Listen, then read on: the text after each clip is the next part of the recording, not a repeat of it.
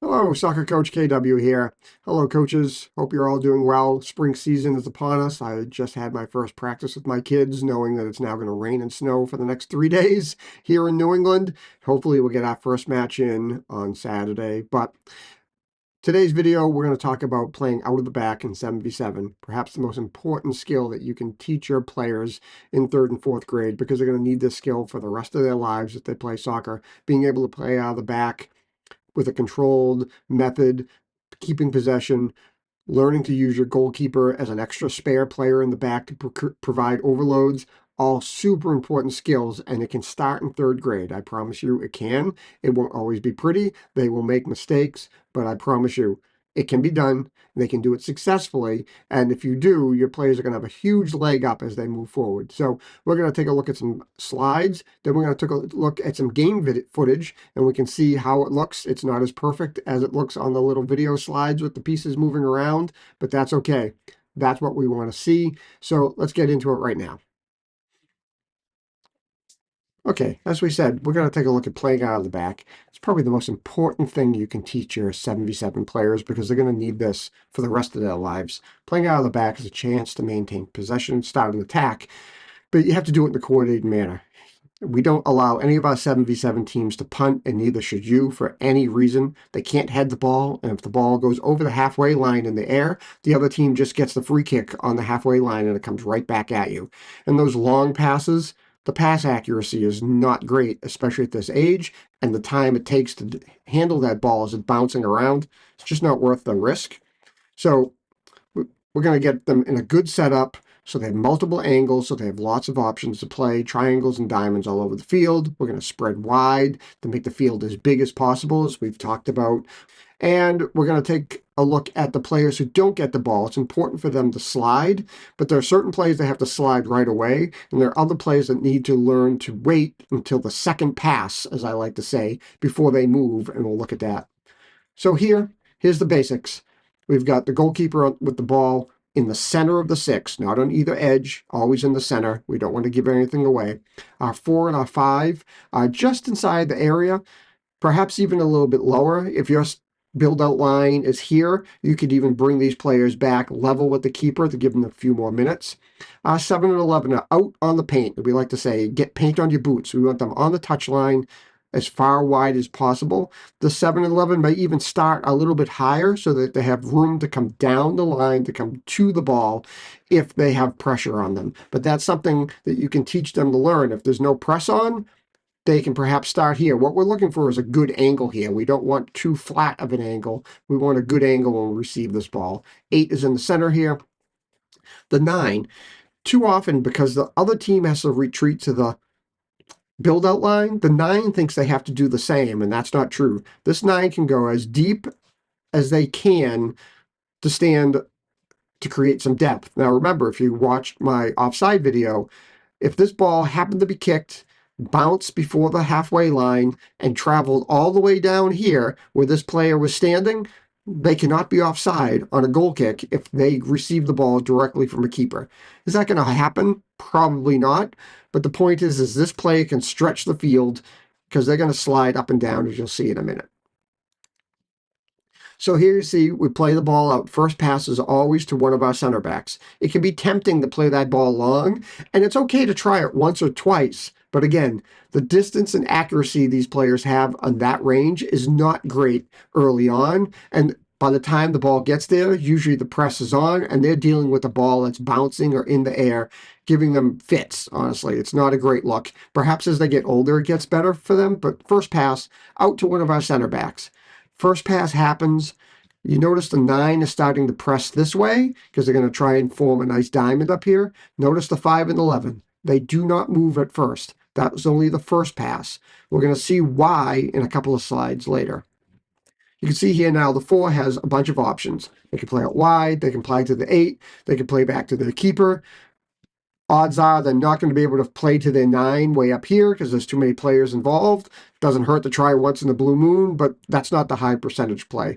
The high percentage play and the play that will work 9 times out of 10 early on is just to play to your wide player. You can see our press has come in here. So I like to call it sometimes the charge of the light brigade when it's not coordinated. They were going full speed for this player, and now the ball has moved out here. They've overcommitted.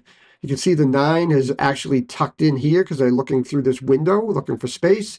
And now the 7 has lots of options. They can take their space or make a pass in, up. They could go back. This 8 probably isn't a great option, but you can see now the 5 and the 11 have now slid over because that's after the second pass. They're now here in case something goes wrong.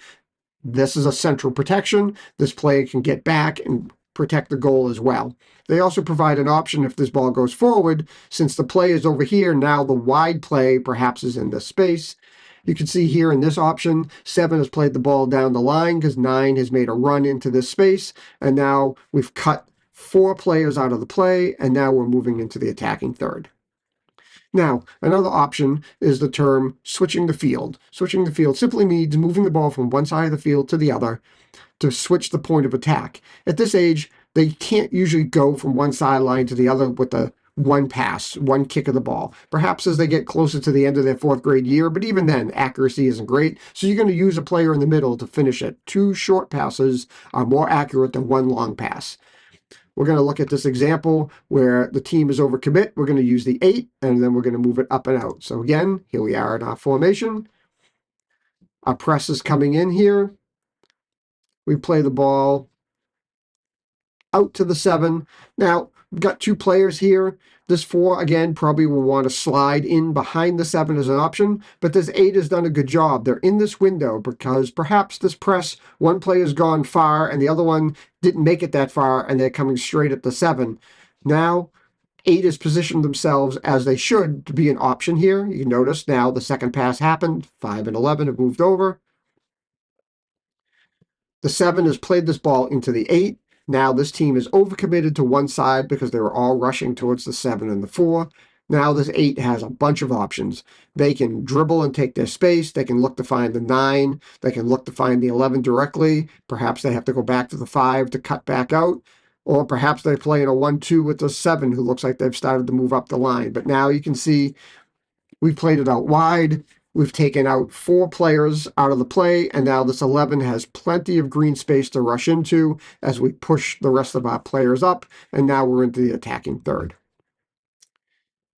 Another way to switch the play is recycling, and recycling simply means we have to restart. We have to start over because our way was blocked as we're going forward. Perhaps it's a good press. Perhaps we've taken a bad touch and the press has now got on top of us and we need to recycle a start again. Again, I'm going to reiterate 100 times if I'm going to do it once. Your goalkeeper plays half the game in the field. Their feet still work when they have gloves on. You need to get them involved with play after they've released the ball because that's where your overloads are going to come from in your defensive third when you're playing the ball around back there. It's really important as you get older, but you can do this. 3rd graders can do it. I promise you. It's risky. They're going to make mistakes. It's okay because what they're going to gain from it is going to have huge dividends. You'll see it already in 4th grade, I promise you. So here's our setup.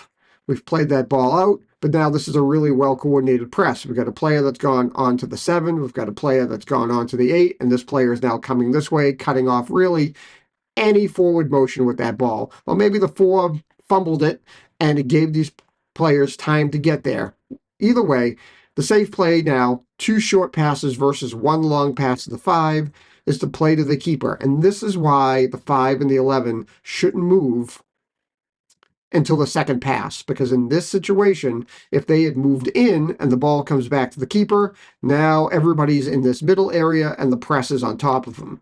But now, as you can see, it moves to the keeper. They simply now switch that ball out to the 5. This team is now recovering from overcommitting to one side of the field. The 11 is in acres of space. They get this ball, and now they have tons of options. Dribble, pass, all the things. All right, one more option here, and this is more advanced. I'm not saying you should do this in your first 10 weeks with your third graders, but it's something you should add in, and that's using the 8 as a decoy or as the central player to turn and move forward. We'll talk about body shape, being side on. It's super important for the 8. Also, keeping it simple early on, and then more advanced requires good communication to have that 8 turn and face up the field. So here we are, positioned again. Perhaps now the other team is getting used to you playing out wide and they're starting to push their pressers out wide. So what you can do is to have the ball move to the 8. But two things are important here. Body shape of the 8. They should not be facing the goalkeeper. Their hips should be facing one of the two sidelines so they can turn their head and see the pressure coming and turn their head and see the keeper. Second, to keep it simple, what I tell my 8 is if the keeper delivers the pass to this side of their body, then they play to the center back on that side. If the keeper delivers the ball to the other side, then they play there. At least first on, it just takes away the decision making for them because they may panic as the press comes into them because these players are much closer. Don't give them too much to think of. As they get older, they can make the decision which of the center backs is better to go to. In addition, if these pressing players were way out wide and there is no pressure on here, these 3 players can see exactly what's happening. The most effective tool they have in their arsenal is their mouth. They tell this player what's happening behind him, even if they're side on, they still have to receive this ball. If they can turn, then these players should be telling him to turn with the simple command, turn. This player turns and looks up the field. Now the 7 and the 11 are moving. They maybe take their space so they can find a simple pass. But if they can't, they play the ball comes here. If they can hold on to it for a couple of seconds to invite the pressure to pull in, especially if those teams were getting used to you being way out wide, and so now the press is having to come into the middle. As they gather that pressure, it's now a simple pass back to the 4. Now both of the wide areas are wide open because the pressure has come into the middle, and now you play up and out, and you're off to the races. So again, to review, you need to find your shape on a goal kick restart. Using that shape will give your team the best options with all those triangles and diamonds. Again, use your keeper. It's a field player. Don't be afraid to have your players play back to your keeper. We do it not just on goal kicks, but in other parts of the game as well, which we'll review. High and wide, wingers on the touchline, paint on the shoes, and the striker can vary that position. Central midfielder and the opposite center back need to hold the position till the ball is moved, the second pass. We have a video that will look at different patterns of play that you can practice. But what we're going to do now is we're going to take a look at some game footage and just take a look at a team that clearly hadn't practiced goal kicks. And then we'll take a look at our team, and you can see how it works when we play out from the back. So let's go take a look at that now. Okay. Let's take a look at a couple of video clips. This is from a game in the fall of 2023. This is a 4th grade team, so this is their 3rd cycle of 4 where we're playing. We're playing against a team that we did end up winning, I believe, 5-2 or 4-2. It was kind of even early on, kind of a funny game. Going forward, as you'll see, the other team was big. My team is a little bit smaller in size, but we had to adjust in the first half, and in the second half, we came through. We led into 2 kind of uncharacteristic goals in the first half, and then we straightened it out and we put 5 in the second half, and the kids did a great job. But we're going to take a look at a couple of goal kicks, both from my team and the other team, and we'll take a look and compare what's going on. You'll also note that I believe there's a clip in here when it's not a goal kick, keeper has just collected the ball. You'll see my team just breaks out into this shape that we've shown on the video as well to play the ball out because that's what they know to do. Sometimes they play long, but again, having that halfway line kind of be a demarc where they can't get the ball over the air kind of limits that keeper from just chucking the ball downfield or punting it. Really, it's more beneficial just to hold on to the ball. So let's take a look at this first clip. Make a goal kick here. You can see my keeper has it in the middle of the field. They're going to pull in. We're going to pause it right here as the play comes to them. So you can see here a couple of things are happening that I'd rather have not happened, and that is that the defender on the right side, they're pulling in before the second pass has been made. which is not what we want to have happen. But again, they're still learning. Also, if you look for the far left winger up by the center line, instead of being out by the paint, they're starting to creep into the middle here. So now if we let this play go, my center back going to make a good move and try the long ball across, and it comes off. But that was creative to say the least, but maybe not exactly what we want. In the end, we have some good interchange as we get down the field. We end up with a halfway decent chance, and they just sky it over the net. So, first example, mistakes are made, and that's what they expect to be made. Almost that ball was picked off, but you could see not what the little X's and O's on our screens look like, but that's okay. That's what we want to see here. Here's another one. Now, this is one of the ones where we play into the middle. I paused it here, and then we're going to play out wide. Now, I'm not sure that he means to do what he's about to do here in terms of when he goes to play this ball out wide. I think he's looking to play it back to the center back, but maybe not. Hard to tell. It's been half a year. But here, pressure all is in the middle. That wide player's out wide. Ball, he has to retrieve it, but still gets up the field and now takes two players with him while the rest of the team moves up the field. Again, they play into the middle. You can see that the center backs are, the two middle players are on top of each other again. Here's another opportunity here. We're playing out from the back. Again, we play out to the left for some reason. This time he takes his space, plays it out wide, kind of shanks the pass, and it goes out of bounds. So again, it's all part and parcel of the learning process. It's never going to be pretty, and I want you to see that it's not going to be pretty. But you can see that most times that we have the ball, we're getting the ball up and at least up to halfway before we encounter any sort of real pressure. Here's another one. This time, let's see what he does. This time he goes off to the right. And now this time the press is pretty decent. And our center back, instead of doing what they probably should do, which is turn the ball backwards, he kind of panics and goes forward. But then there's enough support in the middle there for us to move forward. It's not pretty. Again, not classic. But again, these are learning things. This is where I can pull my players aside afterwards and say, hey, in this situation, what else could you have done here? And it's all about learning. So now let's take a look at this other team. They're playing in a 3-3, which is one of my least favorite formations to play. If you've watched any of my other videos, I really dump on this one. And for lots of reasons. Look at the setup here. The players are in straight lines. There are no real angles. And what they're going to do, we'll see a couple of these. Basically, their only play is they play it to the wide player and he hoofs it up the field. Now, they've got some big players, some fast players, and they have a little bit of success. One of these situations, I ended up scoring a goal, but it was because my keeper got hit in the head, and the referee, who happened to be my son, didn't see the incident. But you'll see here, they'll play the ball out, and all they do here is they just boot it up the field. They have some success getting forward, but it's more of a chance of they just run after the ball. And again, half of their team doesn't get involved with the play. There's no actual skill involved there. They're just using their speed and strength to try and win. And if you've seen some of my other videos, I talk about I could definitely take a 7v7 team and coach them to win. And this is one of the ways to do it. Put the big kids up front, just lump the ball forward and have them go chase it down. But you're not helping them any, because once they get the 9v9, that strategy does not work anymore. The field is way too big. There are better, faster players all around. You can't manage that game all the time. And then what are you going to do? Because there's no build-out line, teams are going to be right on top of you 18 with pressure. Let's take a look at the next one. Here we are again.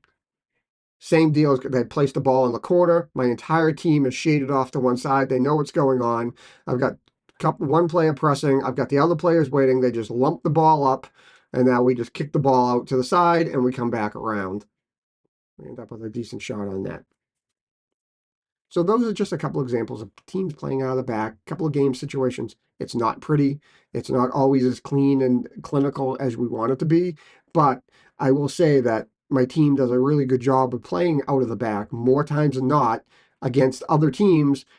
They have success because they have a structure. They know they have options. They don't always technically execute to the best of their abilities because they're third and fourth graders. They're going to make mistakes, but they've got the framework together. Today is our first practice of the spring season. And so the only thing we did, because it was windy, a little rainy, and kind of cold, and we were losing light, all we wanted to do was remember how to play out of the back, because over the winter we played futsal. It had been a while, and one of my kids said, Yeah, I kind of forget all the options. Let's go through them all. So we went through all the options one by one. We played out to the right, we played out to the left, we played to the middle, and we talked about what we want to do after the ball has moved up and out. What do we do if we have to recycle the ball? When's the second pass? And the wide players on the opposite side of the ball, the weak side, they move in. We did all that. We just kept changing up positions, and we did that for a couple of times. I had 7 kids show up to practice, so it worked out perfectly. Although it is nice to have more because then I can have them press and put some pressure on the ball.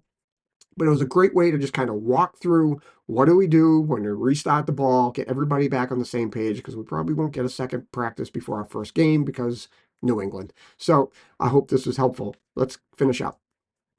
Well, I hope you found this video on playing out of the back in 7v7 helpful. Again, I'm going to stress it's probably the most important skill that you can teach your players in the grades 3 and 4 because they're going to need this once they get to 9v9 where there's no build outline and the pressure is going to be much faster and much closer. Building that confidence to be able to play the ball with the back, using your goalkeeper as a spare player in the back with their feet are all things that if you start early, you can do it. You've seen in those videos, those are players in their first year of 4th grade playing out of the back. It may not be pretty all the time, but it does work. And it does build upon those things that we want to work on in terms of passing, receiving, body shape, all the pieces and parts, recognizing where players are with and without the ball, all the skills that you're going to need as you go forward until you get the 11v11 game. You can teach and learn all these things in 3rd and 4th grade. It can be done. There's proof in the pudding. Lots and lots of teams do it. So I hope you enjoyed this. Love to see some comments on this. If there are other things you want to ask about, please subscribe, share, like, all the things so other people can find this. And until next time, thank you very much. We'll see you out in the fields. Bye.